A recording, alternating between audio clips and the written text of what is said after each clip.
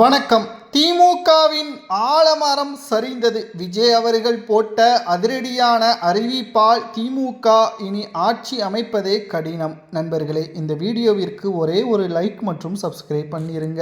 திராவிட முன்னேற்ற கழகத்தின் ஆட்சியில் இருந்தபொழுது திமுகவின் மாஜி அமைச்சர்கள் ஊழல் செய்த அனைத்து தகவல்களையும் விஜய் அவர்கள் அமலாக்கத்துறை அதிகாரிகளிடம் சமர்ப்பிக்க உள்ளார். சட்டப்பேரவை கூட்டத்தின் பொழுது உதயநிதி உள்ளிட்ட திமுகவின் எம்எல்ஏக்கள் அனைவரும் பார்ட்டி ஃபண்ட் என்று ஒற்றை வார்த்தையால் விஜய் அவர்களது பேச்சால் சட்டசபை முழுவதுமாக திமுகவினர்கள் கதறல் சத்தத்தோடு அவர்கள் வெளியேறினார்கள் என்றால் இதற்கு பின்னணியில் இருக்கக்கூடிய மெகா ஊழல் கிட்டத்தட்ட முதல்வர் விஜய் அவர்களது ஒட்டுமொத்தமான அறிவிப்பு என்பது சாதாரணம் கிடையாது. ஸ்டாலினை போல் வாய்க்கு வந்ததை கூறவில்லை. ஆதாரங்களை சேகரித்த பிறகு பார்ட்டி ஃபண்ட் திமுகவின் ஆட்சியில் ஒவ்வொரு மதுபான பாட்டிலுக்கும் கூடுதலாக 10 ரூபாய் பெறப்பட்டு வருடத்திற்கு 1300 கோடி வரைக்கும் திமுக கட்சிக்கு ஒப்படைக்கப்பட்டது. இது முழுவதுமாக இந்த முறை அரசு கஜானாவில் சேர்க்கக்கூடிய அறிவிப்பையும் முதல்வர் விஜய் அவர்கள் வெளியிட்டிருந்தார். திமுகவின் மாஜி அமைச்சர்களான சேகர்பாபு, KN நேரு இவர்களது வரிசையில் புதிதாக கல்வித்துறை அமைச்சராக இருந்த அன்பில் மகேஷ் அவர்களுக்கும் இதில் தொடர்பு இருப்பதாகவும் அவரது துறையில் ஒவ்வொரு தனியார் கல்வி நிறுவனங்களிடமும் 30 முதல் 55 லட்சம் வரை பெற்றுள்ளார் என்ற தகவலும் கிடைக்கப்பெற்றுள்ளது. கடந்த திமுகவின் ஆட்சியில் தனியார் பள்ளிகளிடம் இருந்து பெரும் தொகை லஞ்சமாக பெறப்பட்டதாக கூறப்படும் விவரங்கள் வரும் நாட்களில் வெளியாக இருப்பதாகவும் இதன் மூலம் பள்ளி கல்வித்துறையில் நடைபெற்றதாக கூறப்படும் ஊழல்களில் நாட்டிலேயே தமிழகம்தான் முதலிடம் பிடிக்கப் போவதாகவும் கடந்த கல்வித்துறை அமைச்சர் அன்பில் மகேஷ் பொய்யாமொழி அவர்களது பெயர் தற்பொழுது இடம்பெற்றுள்ளது. ஆதாரங்களுடன் முதல்வர் விஜய் அவர்கள் அமலாக்கத்துறை அதிகாரிகளிடமும் பொதுவெளியிலும் வெளியிட்டால் நிச்சயம் திமுகவின் ஆலமரம் சரிந்துவிடும்.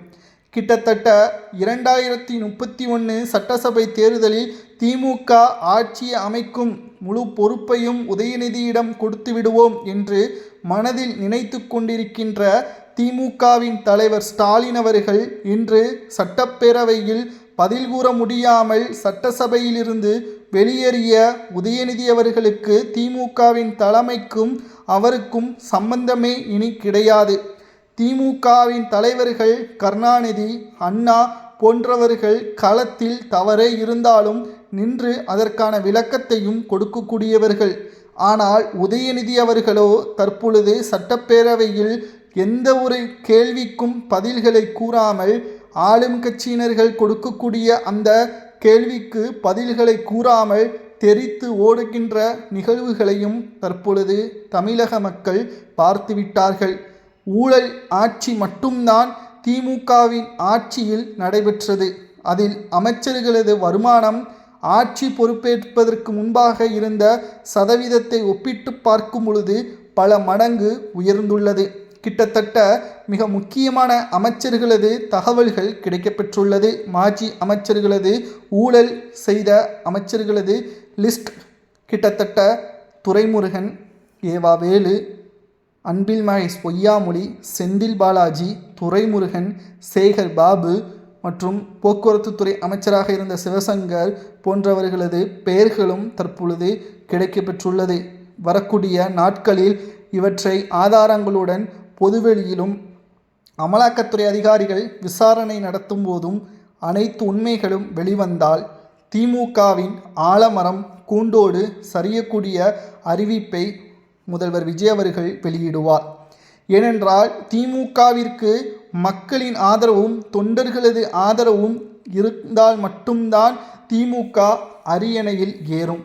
ஆனால் குறிப்பிட்ட நபர்கள் மட்டுமே திமுகவில் அதிகாரங்களிலும் குறுநில மன்னர்களாகவும் செயல்பட்டதற்கு இப்பொழுது மக்கள் நன்றாகவே புரிந்துவிட்டார்கள்.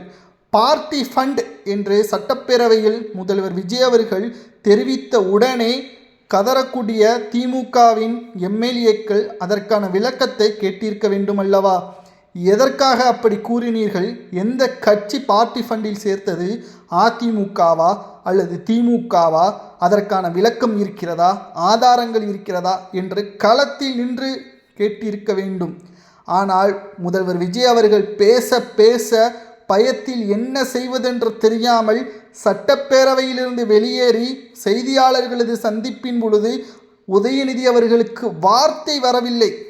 சட்டப்பேரவை தொடங்கக்கூடிய முதல் நாள், இன்று 3வது நாள், முதல் நாளில் வாயத்திறங்க சிஎம் என்ற பேஜுகளை சட்டப்பேரவைக்கு செல்லும் பொழுது சட்டைப்பையில் உதயநிதி வைத்து சென்றார். ஆனால் 3வது நாளில் உதயநிதி அவர்கள் முதல்வர் வாயை திறந்து விட்டார் என்று கதறக்கூடிய அளவிற்கு முதல்வர் விஜய் அவர்கள் செய்திருக்கிறார் என்றால் நிச்சயம் தமிழக மக்கள் விஜய்க்கு ஆதரவாக இருக்கிறார்கள். முதல்வர் விஜய் அவர்கள் சிறப்பான ஆட்சியை கொடுக்கிறார்கள். அதனால்தான் அவர் இவ்வளவு தைரியமாக ஓப்பன் டாக்காக சட்டப்பேரவையில் மறைந்த முன்னாள் முதல்வர் ஜெயலலிதா அவர்கள் எவ்வளவு தைரியமாக அன்றைக்கு கருணாநிதி அவர்களை கேள்வி கேட்டார்களோ அதே போல்தான் தற்பொழுது முதல்வர் விஜய் அவர்கள் கடந்த திமுகவின் ஆட்சியில் செய்த முறைகேடுகளை கேட்டு தற்பொழுது அவர்கள் பதறியடித்து ஓடக்கூடிய நிகழ்வுகளையும் நாம் பார்த்திருக்கிறோம். கடந்த கால அதிமுக எதிர்க்கட்சியாக இருந்தபொழுது பல கேள்விகளை முன்வைப்பார்கள் திமுகவுடன். அப்பொழுது திமுக என்ன கூறும் தெரியுமா? எதற்காக கத்துகிறீர்கள்? அமைதியாக கேளுங்கள், அமைதியாக கேளுங்கள் என்று அப்பொழுது ஆளும் கட்சியாக இருந்த பொழுது பேசினார்கள். ஆனால் இப்பொழுது ஏன் இவர்கள் மட்டும் அமைதியாக இருக்கவில்லை? அதற்கு காரணம் தவறு நடந்துவிட்டது. ஆதாரங்கள் எல்லாம் சட்டசபையின் மேஜையில் அமைச்சர்கள் கையில் வைத்திருக்கிறார்கள். அதை இவர்கள் பதிலுக்கு கேட்கும் பொழுது ஆதாரங்களை வீசிவிட்டால் திமுகவின் நிலைமை கேள்விக்குறியாக மாறிவிடும். திமுக இனி ஆட்சி அதிகாரத்திற்கு வருவது கடினம். நடைபெறக்கூடிய 6 சட்டமன்ற இடைத்தேர்தலில் நிச்சயம் ஒன்றில் கூட திமுக வெற்றியடையாது. எழுதி வைத்துக் கொள்ளுங்கள். கமெண்டில் கூட நீங்கள் பதிவுகளை சேவ் பண்ணி வைத்துக் கொள்ளுங்கள். நிச்சயமாக கூறுகிறோம், 6 தொகுதிகளில் திமுக ஒரு தொகுதிகளை கூட வெற்றியடையாது. உள்ளாட்சி தேர்தல்களில் சென்னை மேயராக திமுக வராது, தாவேக தான் கைப்பற்றும். 2வது இடத்தில் அதிமுக இருக்கும். இதற்கு முக்கியமான 3 காரணங்கள். திமுகவுடன் இருக்கக்கூடிய கூட்டணி கட்சிகள் முறிவு. திமுக மக்கள் மீது இருந்த அந்த பொய்யான நம்பிக்கையை முதல்வர் விஜய் அவர்கள் உடைத்து விட்டார். 3வதாக ஊழல் வெளிச்சத்திற்கு வந்ததால் இனி யாரும் பணத்தை செலவு செய்து களத்தில் நிற்க மாட்டார்கள். இதனால் திமுக ஆட்சி அதிகாரத்தில் இருந்து திமுகவின் ஆலமரம் சரியக்கூடிய அளவிற்கு வந்துவிட்டது.